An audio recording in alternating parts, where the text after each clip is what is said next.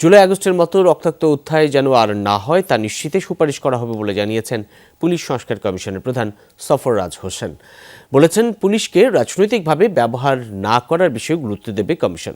সচিবালয়ে স্বরাষ্ট্র মন্ত্রণালয়ের অফিসে দ্বিতীয় বৈঠক করেন পুলিশ সংস্কার কমিশনের সদস্যরা। বলা হয়, পুলিশকে জনবান্ধব, জবাবদিহিতামূলক ও রাজনৈতিক নিরপেক্ষভাবে পরিচালনা করাই কমিশনের লক্ষ্য। এই জন্য পুলিশ আইনের কোন ধারা পরিবর্তন করতে হবে সেটি নিয়ে প্রাথমিক আলোচনা চলছে।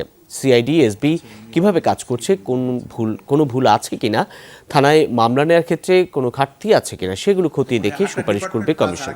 পুলিশ কমিশন প্রধান বলেন, গণতন্ত্র রক্ষা, নিরপেক্ষতা বজায় রাখা ও পেশাদার পুলিশের জন্য সুপারিশ করা হবে। প্রাথমিক কাজ করতে সময় লাগবে 1 মাস।